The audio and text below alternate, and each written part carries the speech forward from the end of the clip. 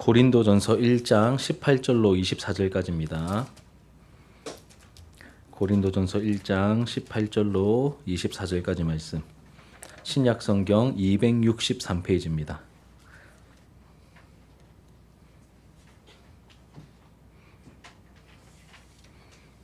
신약성경 263페이지 고린도전서 1장 18절로 24절. 우리 한 절씩 교독하고 마지막 절은 함께 읽도록 하겠습니다. 제가 18절을 먼저 읽을게요.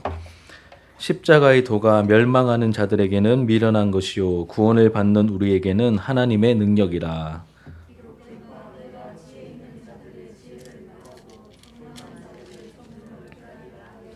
지혜 있는 자가 어디 있느냐, 선비가 어디 있느냐, 이 세대의 변론가가 어디 있느냐. 하나님께서 이 세상의 지혜를 미련하게 하신 것이 아니냐.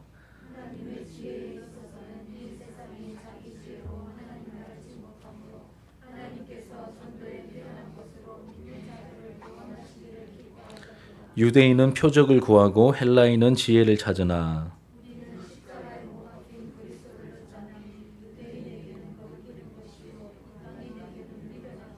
함께 읽겠습니다. 오직 부르심을 받은 자들에게는 유대인이나 헬라인이나 그리스도는 하나님의 능력이요 하나님의 지혜니라. 아멘. 예, 오늘 본문의 말씀으로 하나님의 효과적인 부르심이라는 제목으로 하나님 말씀을 함께 나누도록 하겠습니다. 오늘 한번 하고 다음 주에도 같은 주제로 남아있는 내용들을 한 번 더 다루도록 하겠습니다. 여러분, 복음이 선포되는 자리, 하나님의 말씀이 선포되는 자리, 같은 자리에서 같은 복음을 들었는데 어떤 사람은 예수님을 믿기로 반응하기도 하고 또 어떤 사람은 이제 믿지 않는 그런 반응을 보이기도 합니다. 반응이 다르게 나타나죠. 어떤 사람은 믿기도 하고 어떤 사람은 거절하고 거부합니다. 왜 반응이 이렇게 다르게 나타나는 것일까요? 한번 생각해 보신 적 있으십니까? 여러분들은 어떻게 해서 예수님을 믿게 되셨습니까? 이 질문에 대한 대답이 한 세 가지 정도로 나누어집니다. 대표적인 입장입니다. 첫 번째는 전적인 하나님의 은혜로 예수님을 믿게 되었다라고 말하는 입장입니다.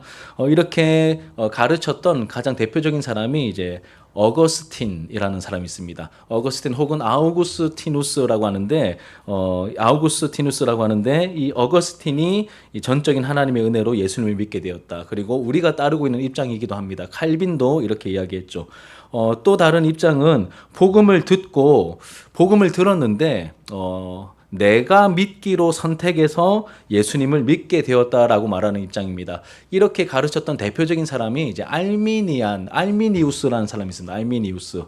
그래서 이들을 따르는 사람들을 알미니안주의자라고 말합니다. 그리고 또 세 번째 입장이 있는데 처음부터 끝까지 나의 노력과 나의 의지로 내가 믿음을 가지게 되었고 또 구원을 이루어 가고 있다. 이렇게 생각하는 사람들이 있습니다. 이렇게 주장하는 사람 대표적으로 우리 예전에 원죄 교리 다룰 때 나왔던 사람입니다. 펠라기우스라는 사람이 있는데 이 펠라기우스 주의자라고 말을 합니다. 크게 세 가지가 있는데 다음 주에 제가 조금 더 디테일하게 다루고 오늘은 이렇게 세 가지 입장이 있지만 우리가 따르는 입장은 뭐라고요? 전적인 하나님의 은혜로 우리가 믿음을 가지게 되었고 구원을 얻게 되었다. 이 입장에 대해서 우리가 한번 말씀을 깊이 좀 생각해 보려고 합니다.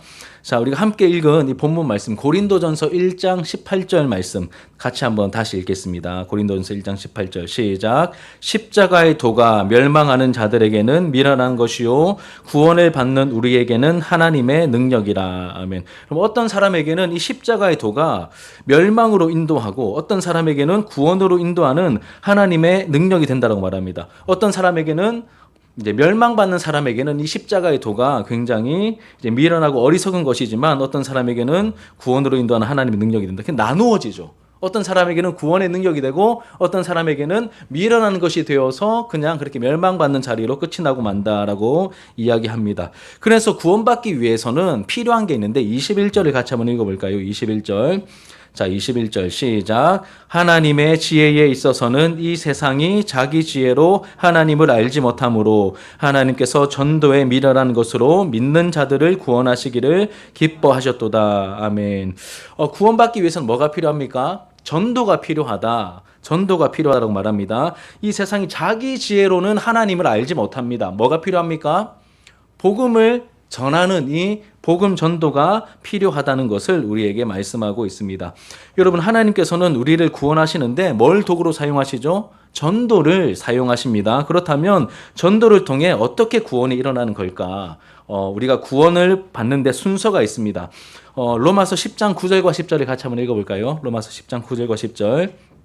시작. 만일 내가 입으로 예수를 주로 시인하며 또 하나님께서 그를 죽은 자 가운데서 살리신 것을 내 마음에 믿으면 구원을 받으리라. 사람이 마음으로 믿어 의에 이르고 입으로 시인하여 구원에 이르느니라. 같은 표현들을 이게 다른 표현들을 이렇게 중첩해서 사용하고 있는데, 자신의 믿는 바를 신앙으로 고백하는 사람이 구원을 받게 된다라고 말합니다. 자신이 믿는 바를 신앙으로 고백하는 사람이 구원을 받는다라고 말하죠. 다른 길은 없다. 예수가 오셔서 우리 죄를 위해 죽으시고 부활하셨고 우리의 주인이요 왕이시며 그리스도 되심을 자신의 마음을 가지고 믿는 사람들이 뭘 받습니까? 구원을 받는다라고 말합니다. 자, 그런데 여러분, 믿으려고 하면 누군가가 그 믿음의 대상이신 예수님을 그 사람에게 전해줘야 되겠죠. 맞습니까? 전해줘야 할 것입니다. 그래야 듣고 믿음이 생겨서 반응하겠죠. 그래서 하나님은 누군가를 구원하실 때 복음 전할 사람을 보내십니다. 이제 이런 순서가 있는데 이 순서를 로마서 10장 13절과 14절이 또 보여줍니다. 같이 한번 읽을게요. 13절과 14절 시작. 누구든지 주의 이름을 부르는 자는 구원을 받으리라. 그런즉 그들이 믿지 아니하는 이를 어찌 부르리요? 듣지 못한 이를 어찌 믿으리요? 전파하는 자가 없이 어찌 들으리요? 거꾸로 말하면 이런 겁니다.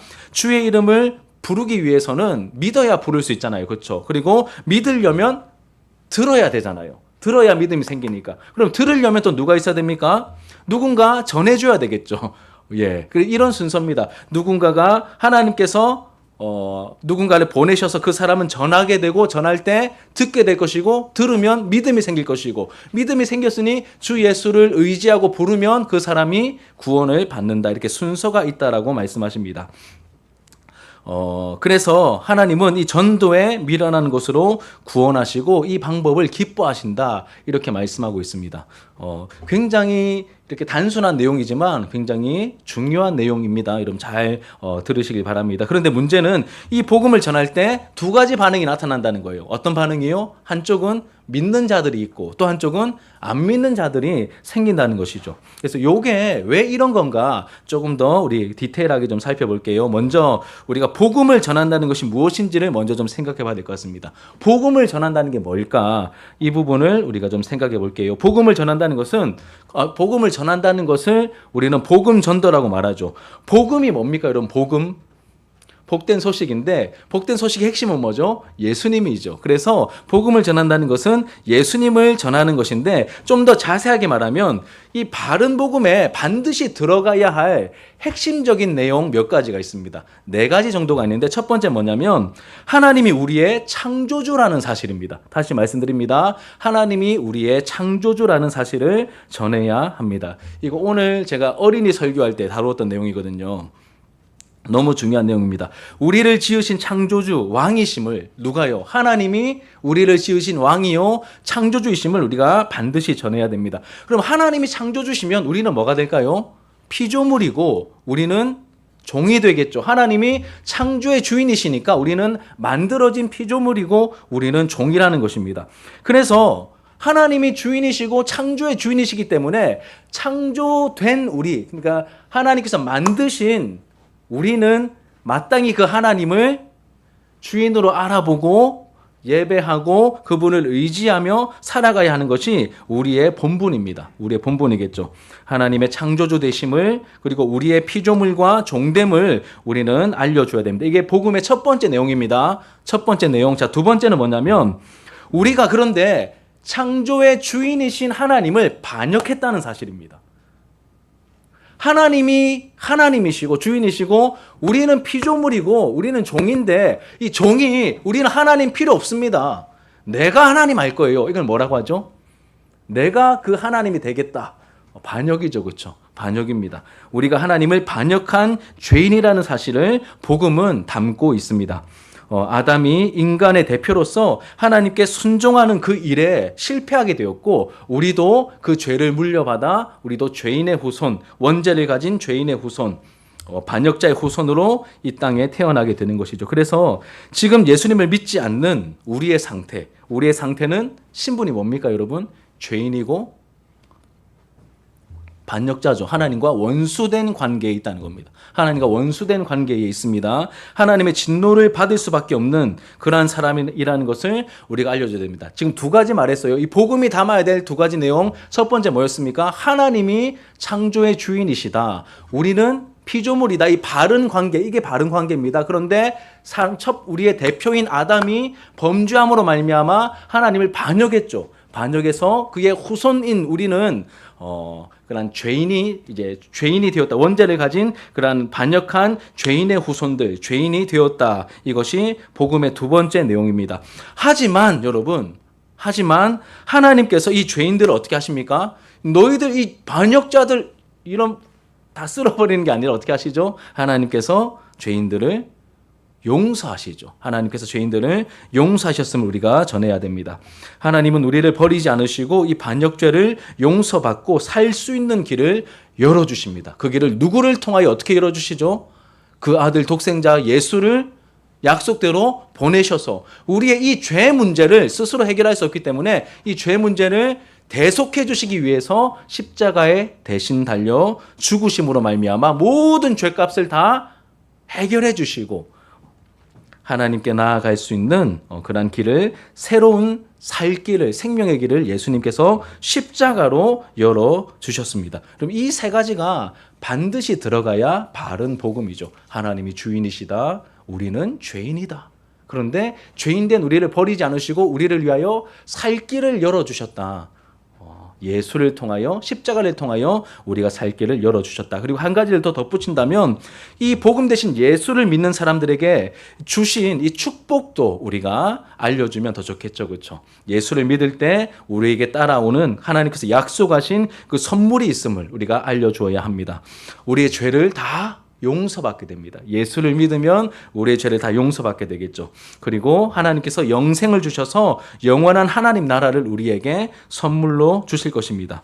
이렇게 예수를 믿으면 어떻게 되는지 우리의 죄를 용서받고 하나님의 자녀가 되고 영원한 하나님 나라를 우리가 상속받게 된다는 이 복음의 결과를, 믿음의 결과를 우리가 알려주어야 할 것입니다. 반대로 여러분, 믿지 않으면 어떻게 될까요? 이것도 말해줘야죠. 믿지 않으면 어떻게 될까요? 영원한 심판과 저주를 받아 영원한 지옥불에 떨어지게 된다는 이 심판에 대한 경고도 우리가 분명히 해주어야 합니다. 이게 복음이 담아야 할 핵심적인 내용입니다. 이거를 말씀드린 이유가 있어요. 자, 전도에 미련하는 것으로 하나님께서 우리를 구원하신다고 했지 않습니까? 그러니까 전도할 때 우리가 복음을 전하는 게 전도라고 했잖아요. 그냥 아무거나 전하는 게 전도가 아니에요. 뭘 담고 있어야 된다? 뭘 전하는 거라고요? 복음을 전하는 게 전도인데, 바른 전도인데, 이 복음이 담아야 될 핵심적인 메시지가 뭐라고요? 하나님이 창조주이시다. 우리는 피조물이다. 그리고 우리는 죄를 지어서 범죄한 반역자들이요, 죄인들이다. 그래서 우리의 죄를 그대로 갖고 있으면 죄의 형벌을 받을 수밖에 없는데 내버려 두지 않으시고 우리를 구원하기 위해서 구원자를 보내셨다. 그분이 예수님이시다. 이 예수를 믿을 때 우리의 죄를 용서받고 하나님의 자녀가 되고 영원한 하나님 나라를 상속받게 된다. 하지만 안 믿으면 큰일 난다. 이 내용이 들어가야 한다는 것입니다. 이게 복음의 핵심적인 내용입니다. 이걸 전하는 게 뭐라고요? 이걸 전하는 게 바른 전도라는 것입니다. 자, 그러면 이제 큰 두 번째입니다. 전도에 대한 오해를 좀 생각해 볼게요. 자, 복음을 들은 전도에 대한 첫 번째 오해가 있는데 뭐냐면 복음을 들은 사람을 믿게 만들어야 전도했다라고 생각합니다. 근데 그거 아니에요, 여러분.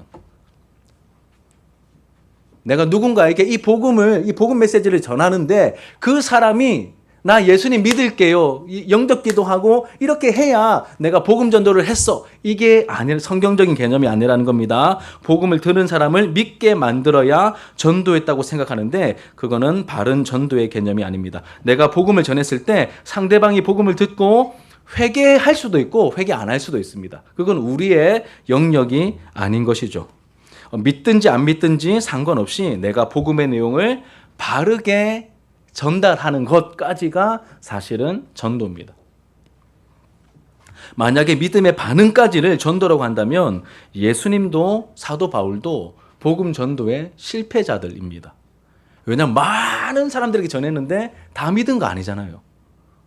그 예수님께서 전했는데도, 그 어마어마한 사도 바울이 전했는데도 그 복음을 거부한 사람들이 훨씬 더 많았거든요. 그러니 여러분, 그러면 다 전도 실패했네라고 말하지 않잖아요. 그렇죠?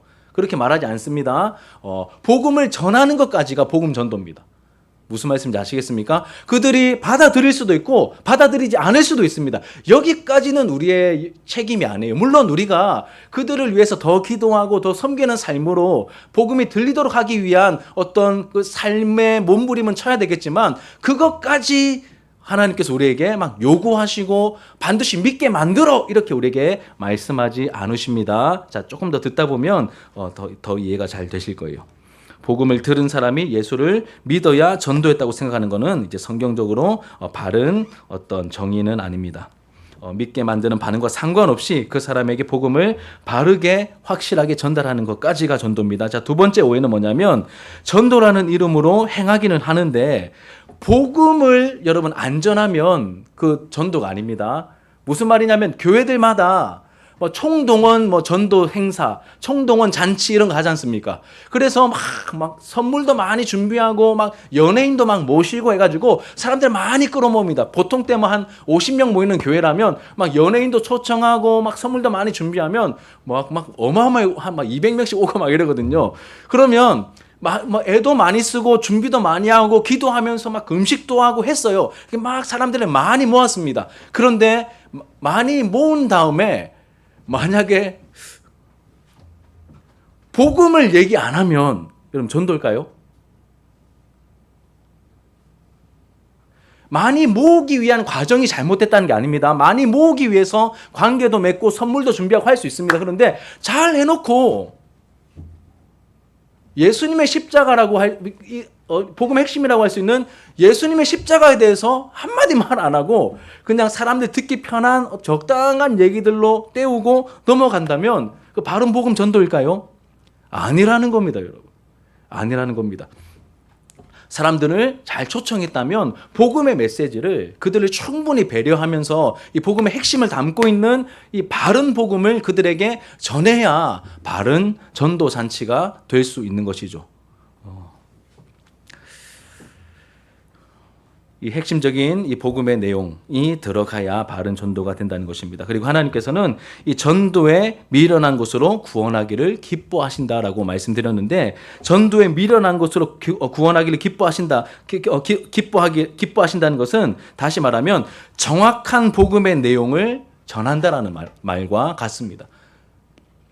이 정확한 복음의 내용을 여러분들도 지금 들으시니까 좀 식상하고, 저렇게 원색적인 얘기를, 저렇게 원색적인 복음을 얘기해야 돼?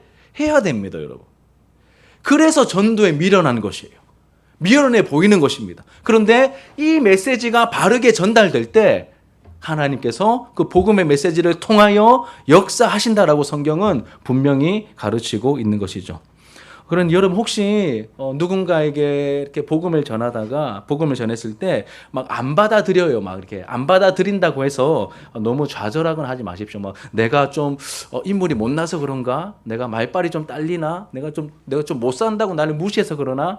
아닙니다. 여러분, 그런 거 아니고 복음 전도를, 바른 복음의 내용을 잘 전달했다면 그 이후의 몫은 하나님께서 하시는 역할이니까, 여러분, 내가 복음을 전할 때 왜 내 복음은 안 듣지?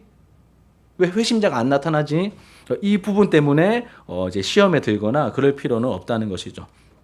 자, 이제 그 다음으로 넘어가면, 그런데 문제는 이렇게 분명하게 복음을 전해도 여러분 두 가지 결과가 생긴다는 겁니다. 다시 말씀드리지만 뭐가 생긴다고요? 믿는 사람이 생기고 또 믿지 않는 사람이 생긴다는 것입니다. 이 십자가의 도가, 여러분, 십자가의 도, 이 바른 복음이 전해지지 않으면 이런 결과도 나타나지 않습니다, 사실은.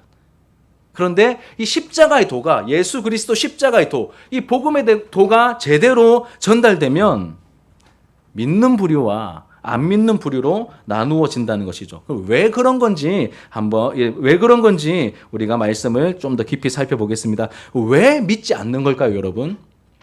왜 안 믿는 것 같아요?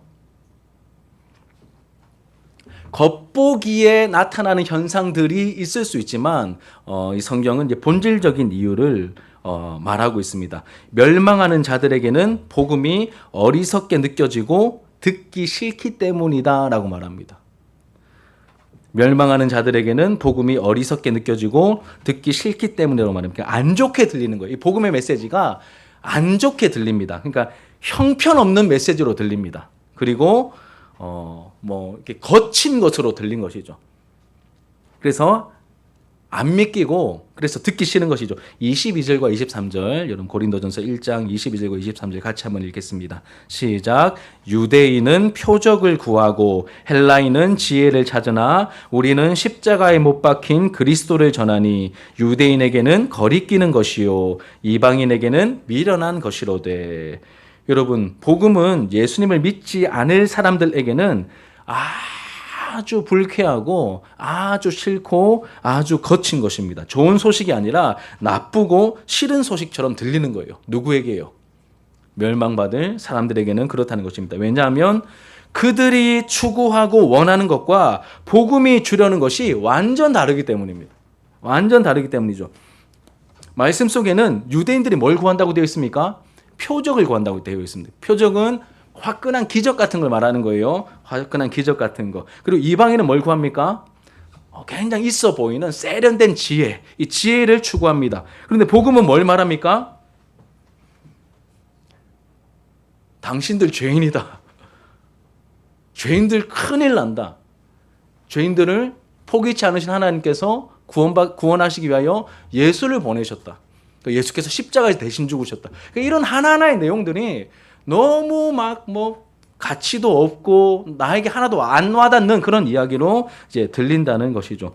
지옥, 죽음, 사탄으로부터의 구원, 이런 것으로부터 구원받는 것들은 그들의 관심사가 전혀 아니죠. 유대인들은 뭘 구한다고요? 표적 좀 보여줘라. 표적 좀. 헬라인들은요? 아니 소크라테스가 뭘 말했고 우리가 좀 더 탁월한 삶을 살아가기 위해서 필요한 지혜가 뭔지 좀 알려줘라. 그런 십자가니 죄니 지옥이니 이런 거 말고 십자가의 도 이런 거 말고 좀 지금 당장 필요한 것 좀 들려줘라. 이렇게 얘기를 하니까 어떻습니까?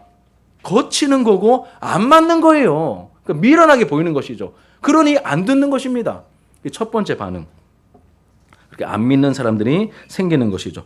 요즘 상황으로 바꾸면 어떻게 될까요, 여러분? 요즘 상황으로 바꾸면 이 세상 사람, 소위 말하는 바른 믿음을 가지지 않은 세상 사람들이 추구하는 것은 무엇입니까? 뭐니 해도 머니죠, 그렇죠? 돈 많이 버는 것, 부자 되는 것, 요즘 또 막 건강, 그리고 자기를 돋보이게 만들고 막 오래 살고 아주 또 우울한 시대니까 마음이 평안해지고 이런 거 누리에게 필요 없다는 건 아닙니다. 그런데 이런 것들을 이제 사람들이 추구합니다. 돈 잘 버는 주식 투자 하고 이렇게 어디가 땅이 좀 좋은지 땅값이 오를 건지 그리고 내가 좀 더 지금보다 막 얼굴 혈색이 더 좋아지면서 막 이렇게 아이들 같은 경우는 성적을 막 팍팍 올리는 그런 방법들.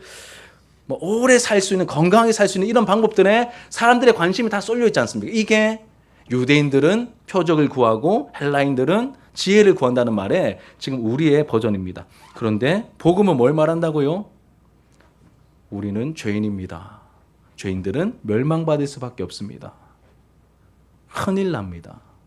그런데 하나님께서 우리를 위하여 구원자 예수를 보내셨습니다. 예수님이 어떤 분이며 우리를 위해서 무슨 일을 하셨는지 여러분 반드시 아셔야 됩니다. 그리고 그 예수를 구주로 영접해야 살 길이 열립니다. 죄 용서함을 받고 심판을 피하고 형벌을 피하고 하나님 나라 백성이 될 수 있습니다. 이것을 말해주는 것이 복음이고 십자가의 도죠. 그러니 걸림돌이 될 뿐입니다. 전혀 관심이 없거든요. 그런데 또 다른 한편의 사람들에게는 이 말씀이 들립니다. 이 말씀이 들려요. 이 말씀이 들려서 믿겠다라고 반응하는 사람이 나옵니다. 기적이죠. 아니 이런 거칠고 쓴 것처럼 보이고 우리를 힘들게 만드는 이런 메시지인데 누군가에게는 너무 이게 막 생명을 새롭게 하는 놀라운 메시지로 누군가에게는 이제 들린다는 것이죠. 믿겠다는 반응이 나오는 사람들이 있다는 것이죠. 말씀에 반응하는 사람들이 나옵니다. 어떻게 이런 반응이 나오는 걸까? 인간적으로 보면 설명이 안 됩니다. 굉장히 놀라울 따름이죠. 자, 그래서 24절, 1장 24절이 이렇게 말합니다. 같이 한번 읽겠습니다. 시작. 오직 부르심을 받은 자들에게는 유대인이나 헬라인이나 그리스도는 하나님의 능력이요 하나님의 지혜니라. 아멘. 오직 미련한 사람들에게는 이 복음이 이제 안 들리지만 그러나 부르심을 받은 자들에게는 유대인이나 헬라인이나 그리스도는 하나님의 능력이요 하나님의 지혜니라. 아멘. 하나님의 부르심을 받은 사람들이 있다고 말합니다. 부르심을 받은 사람들이 있대요. 그 부르심을 받은 사람들은 이상하게도 내 마음이 열려서 예수가 십자가에서 죽으신 그 2000년 전의 사건이 나를 위한 사건임이 다가옵니다. 내가 이 예수를 믿어야겠다는 그 믿음이 일어나게 됩니다. 다른 사람보다 여러분, 이 복음을 듣고 믿음으로 반응하는 사람들은 다른 사람보다 더 똑똑하거나 더 착해서가 아닙니다. 하나님의 부르심을 받았기 때문이다라고 말합니다. 다시 한번 읽어드릴게요. 오직 부르심을 받은 자들에게는 유대인이나 헬라인이나 그리스도는 하나님의 능력이요 하나님의 지혜니라. 그러니까 그 사람의 똑똑함, 그 사람의 스펙, 그 사람의 어떤 실력 이게 아니라 부르심을 받은 자들에게는 이 복음이 다르게 들린다라고 말씀을 하고 있는 것입니다. 그래서 이 부분을 정리하면 이래요. 좀 넓게 말하면 안 믿는 사람들도 복음 전도를 통해 예수님을 믿으라는 그 외적인 하나님의 부르심을 다 받습니다. 제가 여기서 제가 복음 설교를 하잖아요. 지금 설교를 할 때 이렇게 외적으로는 다 설교를 듣습니다. 이게 하나님의 부르심이에요. 외적인 부르심이라고 합니다. 그런데 이때 누가 역사하시냐면 성령님께서 역사하셔서 특별히 그 사람의 마음을 만지시고 그 사람의 그 마음을 만지셔서 믿어지게 하시고 들리게 하셔서 이 똑같은 하나님의 말씀, 똑같은 이 복음의 말씀에 반응하게 하시는 특별한 부르심이 있다라고 말하는 겁니다. 모두가 다 함께 메시지를 듣는데 이것을 외적인 부르심이라고 말하고 우리의 마음속에 특별하게 역사하시는 성령께서 특별하게 역사하시는 그 특별한 부르심이 따로 있다. 이걸 뭐라고 하냐면 내적인 부르심이라고 합니다. 성령께서 일으키시는 내적인 부르심이라고 하는데 아주 특별한 부르심을 받은 사람들은 이 복음의 말씀을 듣고 믿어져서 반응하게 된다는 것이죠. 안 듣는 사람들은 진짜 안 듣습니다. 막 귀를 막고 막 꺼지라고 막 얘기하는데 이 말씀을 귀 기울여 듣고 나에게 하시는 말씀으로 듣는 사람들은 이 내적인 부르심이 나타나는 사람들이라는 것이죠. 그리고 이 내적인 부르심을 다른 말로 오늘 제목처럼 효과적인 부르심 혹은 유효한 부르심 혹은 거룩한 부르심 다 똑같은 말이에요. 예. 이게 이름이 많아요. 네 가지나 있습니다. 내적인 부르심, 효과적인 부르심, 혹은 유효한 부르심, 거룩한 부르심 다 똑같은 말입니다. 표현은 다른데 다 똑같은 내용을 다루고 있습니다. 그래서 예수 믿는 사람들은 뭐라고 말하냐면 부름받은 사람이라고 말합니다. 들어보셨습니까? 예수 믿는 사람들을 다르게 표현할 때 부름받은 사람들이라고 말합니다. 그리고 이 교회라고 하는 단어 헬라어로 에클레시아라고 합니다. 에클레시아 뜻이 뭐냐면 부름받은 사람들의 모임이라는 겁니다. 누가 우리를 부르셨습니까? 하나님께서 말씀과 성령으로 복음의 말씀과 성령으로 우리를 부르셔서 너희는 거기 세상에 있을 아이들이 아니야. 너희들 내 백성이야. 내 음성이 들리는 사람들 거기서 나와. 예수 십자가를 붙들고 예수 영접함으로 나와. 그리고 세상을 예배하지 말고 나를 예배해. 그래서 여러분 예배 드리는 게 그냥 보통 일이 아니라 세상 속에 있다가 구별이 안 됩니다. 그런데 부름받은 사람들이 나오는 자리예요. 예배 자리가. 구별됨이 나타나는 하나님의 백성들이 딱 표가 나는 자리가 예배드리는 자리입니다. 그래서 이 예배는 굉장히 중요한 겁니다, 여러분. 그리고 이 부름받았다라는 말은 이렇게 소명이라고 하죠. 소명. 그래서 우리는 이제 소명자라고도 말합니다. 자, 우리 이제 소율의 문답 30문을 같이 한번 읽어볼게요. 30문. 30번째. 제가 질문을 하면 여러분 한번 답변해 보십시오. 시작. 성령님은 그리스도가 값주고 사신 구속을 우리에게 어떻게 적용하십니까?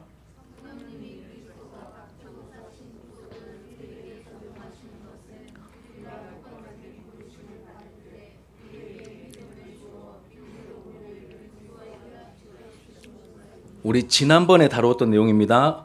예수님께서 이루신 그 구속을 어떻게 우리에게 적용하시는가, 성령님이. 다시 한번 답을 같이 읽을게요. 30번 시작. 성령님이 그리스도가 값주고 사신 구속을 우리에게 적용하시는 것은 우리가 효과적인 부르심을 받을 때 우리에게 믿음을 주어 믿음으로 우리를 그리스도와 연합시켜 주심으로써입니다. 성령님께서 역사하신다는 뜻이죠. 이 효과적인 부르심을 받을 때 우리에게 뭘 주신다고요? 믿음을 주세요.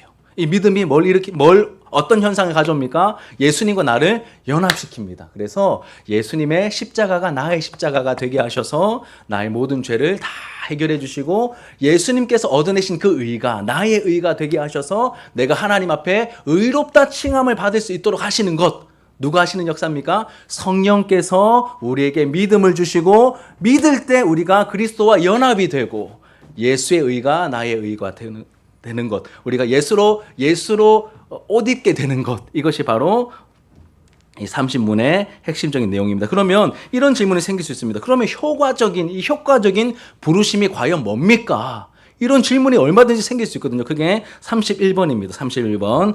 자, 효과적인 부르심은 무엇입니까? 시작. 효과적인 부르심은 하나님의 성령이 하시는 역사로서 우리의 죄와 비참의 상태를 깨닫게 하시고 우리의 지성을 밝혀 그리스도를 알게 하며 우리의 의지를 새롭게 하고 우리를 설득하여 복음 안에서 값없이 주어지는 예수 그리스도를 영접할 수 있게 하는 것입니다. 그러니까 우리가 뭘 하는 게 아니라 누가 하시는 겁니까? 성령 하나님께서 하시는 것입니다. 보세요. 하나님의 성령이 하시는 역사로서 우리가 하는 게 아니라 하나님의 성령이 하시는 역사로서 뭘 깨닫게 하시죠? 우리의 죄와 비참의 상태를. 여러분 진짜 여러분 죄인이라고 고백하십니까? 이거 진짜 깨닫게 하시는 분이 누구십니까? 성령께서 말씀을 통하여 그냥 지식적으로 너희 죄인이야라고 하니까 잘 이렇게 지식적인 메시지를 자꾸 받아가지고 난 죄인인갑다 이게 아니라 진짜 내가 지옥 가도 할 말 없는 그런 진짜 망해도 할 말 없는 그런 죄인이라는 사실을 누가 깨닫게 하십니까? 성령께서 이 복음의 메시지를 통하여 깨닫게 하신다는 겁니다. 그래서 여러분 하나님께서 만약에 너는 그냥 지옥이야 해도 아무 할 말이 없습니다. 하나님께 진짜 죄인이에요. 진짜 죄인. 이것을 깨닫게 하시는 분이 이 상태를 깨닫게 하고 우리의 지성을 밝혀 누구를 알아보게 하시죠? 그리스도 예수를 알아보게 하십니다. 예수가 그리스도시구나. 이 그리스도가 나에게 꼭 필요하구나. 죄인들에게 다른 게 필요한 게 아니라 돈이 필요하거나 막 딴 게 필요한 게 아니라 죄인들에게는 죄 문제를 해결해 주신 그리스도가 필요하구나. 이것을 우리가 분명히 알게 된다는 것입니다. 그래서 그 다음 보세요. 우리의 의지를 새롭게 하고 우리를 설득하여서 내 스스로 나를 설득하는 게 아닙니다. 성령께서 우리를 설득하시고 우리의 의지를 새롭게 하셔서 복음 안에서 값없이 주시는 그 예수 그리스도를 영접할 수 있게 하시는 것이 성령님의 사역이다 이렇게 말하는 겁니다. 이게 유효한 부르심, 효과적인 부르심이라는 거예요. 그래서 저는 이제 서율의 문답 공부를 하면서 예전에 알고 있었는데 또 이렇게 막 무지하고 하니까 자꾸 잊어버려요. 그런데 이 말씀을 계속 다루면서 오래 들어가지고 계속해서 기도하는 게 성령 하나님 역사해 주셔서 우리 아이들에게 진짜 하나님께서 이 역사, 이 유효한 부르심, 효과적인 부르심의 역사로 아이들에게 말씀으로 찾아가셔서 거듭나게 해달라고 이 기도를 하고 있습니다. 근데 너무 연약해요, 제가. 그래서 함께 기도하셔야 됩니다, 여러분.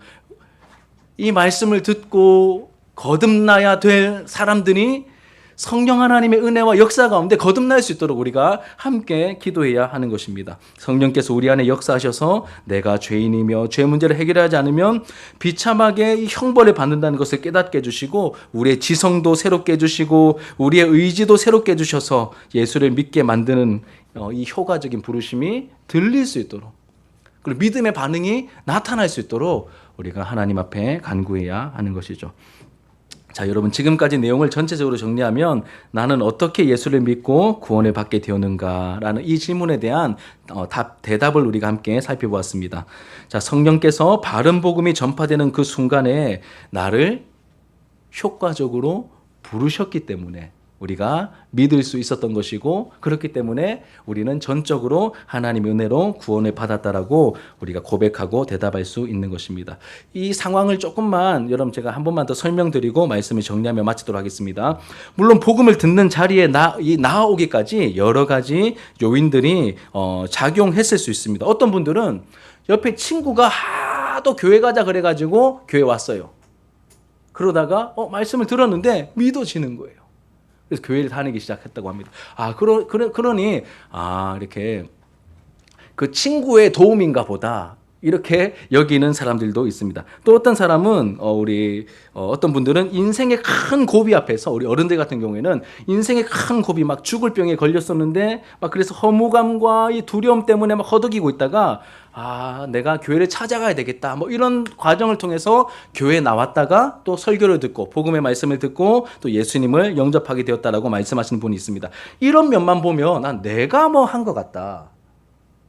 아니면 다른 사람이 뭔가 도움을 준 것 같다. 이렇게 보이겠지만 여러분 그렇지 않습니다. 보이지 않지만 성령님께서 이 모든 과정에 세밀하게 간섭하셨다는 것을 여러분 어느 순간에 깨닫게 될 겁니다. 내가 복음을 듣는 자리까지 나오게 하시려고 그 친구와 이웃을 만나게 하신 분이 하나님이십니다. 그리고 좋은 관계를 맺게 하셨고 교회 나갈 만한 상황을 하나님께서 또 만들어 주셨고 그리고 예수님의 십자가와 부활을 중심으로 한 이 바른 복음이 선포될 때 성령께서 역사하셔서 내 죄를 깨닫게 하시고 그리스도가 필요함을 여러분 그냥 나 예수님 필요한 것 같아요가 아니라 이 예수님 놓치면 나 망하는구나 이 깨달음을 성령께서 주시거든요. 그러니까 목숨 걸고 생명 걸고 이 예수라고 하는 생명줄을 붙잡게 됩니다. 나 이분을 못 붙잡으면 난 끝나는 거구나. 이 마음을 일으켜주시는 분이 이 성령 하나님이시라는 것이죠. 내 마음에 역사하셔서 나를 특별하게 불러주셨기 때문입니다. 이때 이 복음의 메시지가 다 나를 향한 메시지라는 것을 성령께서 와닿게 하시고 믿어지게 하시고 또 우리에게 적용시켜 주시는 것이죠. 그래서 저나 여러분이나 예수님을 이러한 과정을 통하여 영접하게 된 것입니다.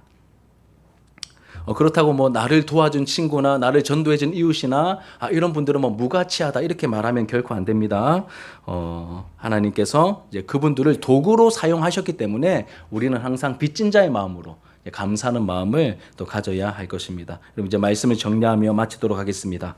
우리가 구원을 어떻게 받게 되었는가 우리가 생각해 볼 때 여러분 이 부분이 중요한 이유는 구원이 전적인 하나님의 은혜가 아니라고 말하는 사람들이 있기 때문에 제가 이 부분을 강조해서 지금 말씀드리고 있는 겁니다. 이 내용은 제가 다음 주에 조금 더 자세하게 소개하도록 하겠습니다. 반드시 기억해야 될 핵심 내용은 죄인들의 구원은 무엇으로 이루어집니까? 하나님의 은혜인데 어떤 은혜요? 전적인 하나님의 은혜로 이루어진다는 것이죠. 바른 복음이 선포될 때 성령께서 특별히 부르시는 사람들이 있습니다. 이 자리에도 아마 있을 수 있습니다. 누가 이런 부르심을 받게 될 사람인지 아무도 모릅니다. 우리는 다만 전할 뿐이고 또 전해지는 자리에서 성령께서 유효한 부르심으로 죄인들을 불러 구원해 주시기를 우리는 간절히 구해야 하는 것이죠. 이러한 이제 진정한 회심의 역사가 나에게 일어났는지 자신의 영혼을 여러분 깊이 살펴봤으면 좋겠습니다. 우리 친구들 같은 경우에 내가 정말로 예수님을 알아보고 내가 죄인이며 내가 예수님을 알아보고 나의 죄를 다 해결해 주시고 나를 영원히 책임져 주실 나의 구주로 내가 그렇게 알고 만나고 예수님을 영접했는지 이런 복음의 말씀을 들을 때마다 나 자신의 영혼을 살피셔야 합니다. 만약에 이런 과정이 없었다면 구해야 합니다. 나에게 구원이 필요합니다. 나에게 은혜가 필요합니다. 하나님 앞에 구해야 됩니다. 진지하게. 가장 우선순위에 두고 하나님 앞에 이 구원의 은혜를 하나님 앞에 구해야 합니다. 그리고 또 우리 선생님들, 어른들은 그런 아이들을 확인하셔서 이 아이들이 회심할 수 있도록 우리가 기도하며 그 아이들을 또 도와야 하는 것이죠. 그리고 또 예수님을 영접하신 분들은 전적인 은혜로 구원받았음을 깊이 감사하시면서 하나님 앞에 그렇게 넘치는 감사로 반응하면서 또 신앙생활을 해야 할 것입니다. 이렇게 성령 하나님의 깊은 그 역사하심들이 계속해서 나타나는 그런 우리 교회 공동체가 되기를 예수님의 이름으로 축복합니다. 우리 말씀을 기억하면서 함께 찬양하도록 하겠습니다.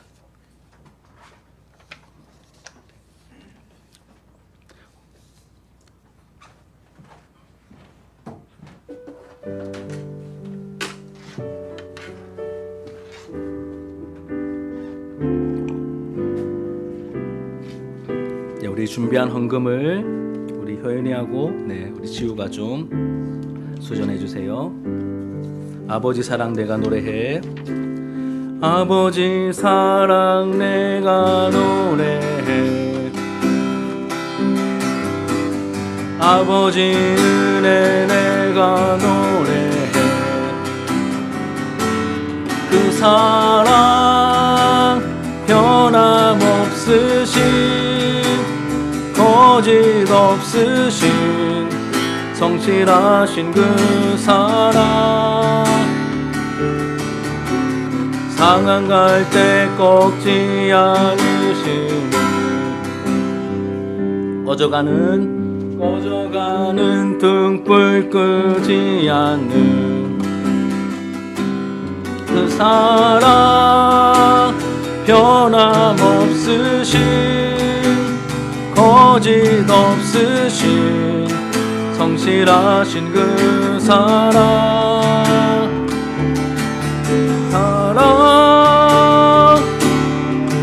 그 사랑 날 위해 죽으신 날 위해 다시 사신 예수 그리스도 다시 오실 그 사랑 죽음도 생명도 천사도 하늘의 어떤 권세도 끊을 수 없는 영원한 그 사랑 예수 그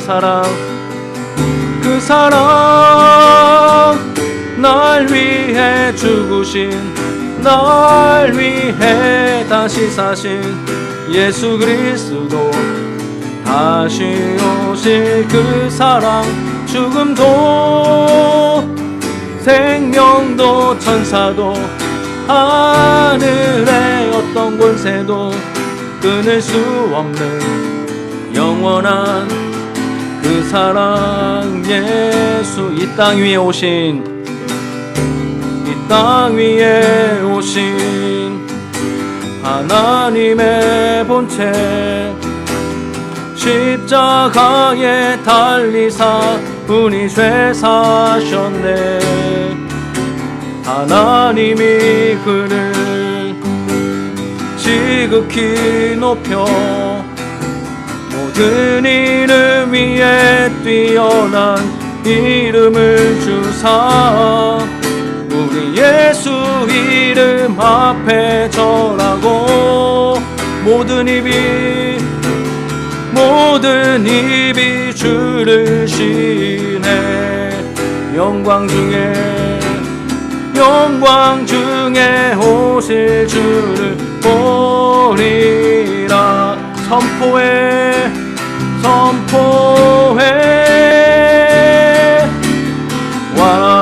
왕께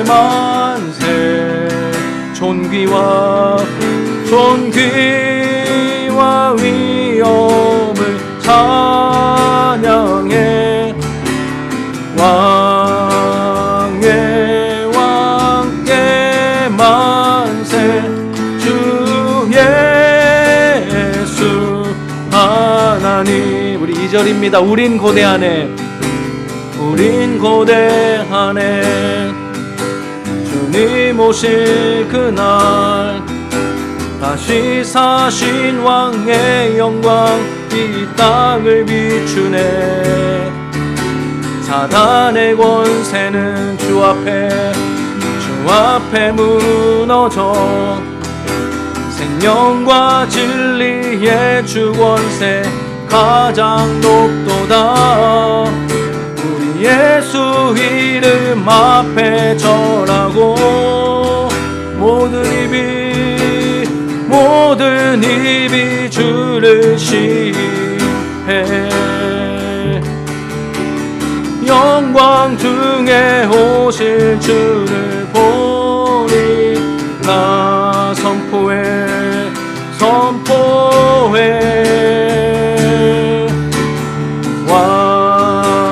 왕께 만세. 존귀와 위엄을 찬양해.